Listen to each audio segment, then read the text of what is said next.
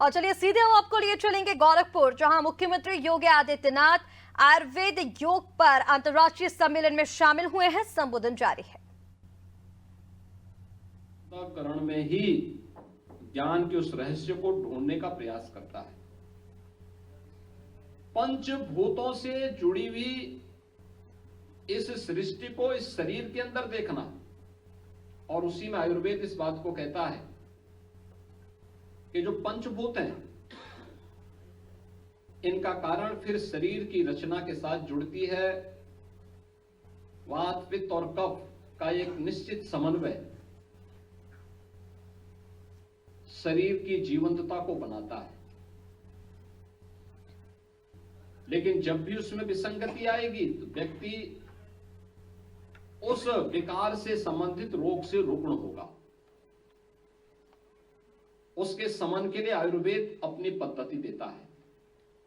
वे पंचकर्म की पद्धतियां हैं। लेकिन आप योग में आएंगे तो योग भी इसी बात को कहता है।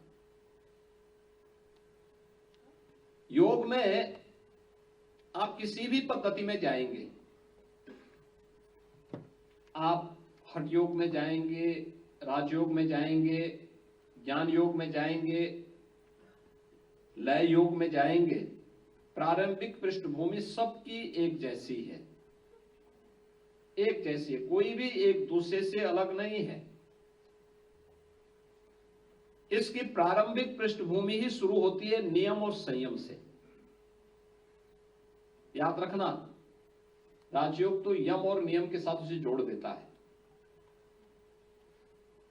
हठ योग उसे खटकर्म के साथ जोड़ देता है। अगर आयुर्वेद में पंचकर्म है तो हठ योग में यही खटकर्म है। 6 कर्म है: धोती, बस्ती, नेति, नौली, त्राटक, कपालभाति। और इन सभी क्रियाओं को आपस में जोड़ने के लिए, लेकिन उसकी आधारशिला क्या कहते हैं? आयुर्वेद भी कहता है कि जब भी देश, काल और परिस्थिति के कारण किसी एक वात, पित्त और कफ में विसंगति आती हो तो उसके समन के लिए आप पंचकर्म की कार्यक्रमों के साथ जुड़ सकते हैं। बस्ती है, धोती है, बमन है, विरेचन है, इन सभी क्रियाओं के साथ आप जुड़ सकते हैं। लेकिन योग भी, हठ योग भी इस बात को कहता है। उसके लिए भी निश्चित नियम है। उनका पालन कोई व्यक्ति करेगा तो उन विकारों से, जो देश, काल और परिस्थिति के कारण, ऋतु चक्र के कारण जो विकार होते हैं, उन विकारों से हमें मुक्ति मिल सकती है। वातस, कफ से जुड़ी हुई या पित्त से जुड़ी हुई कोई विकार है तो ये जितने भी खटकर्म योग के हैं, इन सब से मुक्ति मिल सकती है। और स्वस्थ शरीर अगर आपका है तो योग की क्रियाएं हो या आयुर्वेद की पद्धति, ये मान्यता है कि साधना के चरम उत्कर्ष तक पहुंचने के लिए या तो विशेष ईश्वरीय कृपा और गुरु कृपा हो जाए, या व्यक्ति अपनी साधना से उस लक्ष्य को प्राप्त करे, या औषधियों से उसको प्राप्त करे। दिव्य औषधियां भी इसमें कारक होती हैं। लेकिन समय के अनुरूप हम लोग उससे च्युत होते गए, उससे भागते गए। परिणाम क्या रहा? परिणाम आज हम सबके सामने है। जैसे हमने भारत की ज्ञान की धरोहर को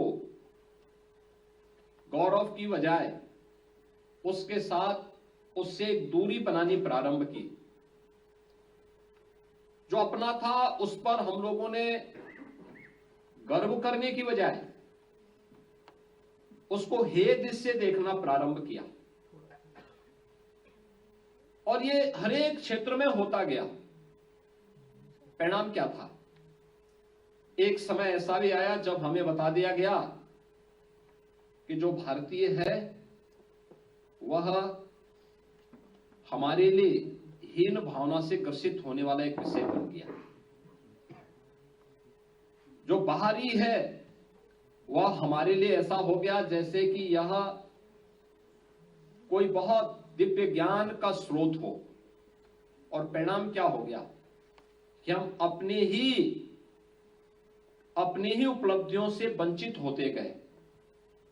एक समय ऐसा भी आया जब योग को अन्य लोगों ने अपने नाम पर पेटेंट करना प्रारंभ कर दिया। जब आयुर्वेद की तमाम औषधियों को बहुत सारे लोगों ने अपने नाम से पेटेंट करना प्रारंभ कर दिया, हम उससे भी वंचित होते गए। ऐसे ही धाराएं अलग अलग समय में होती गई, लेकिन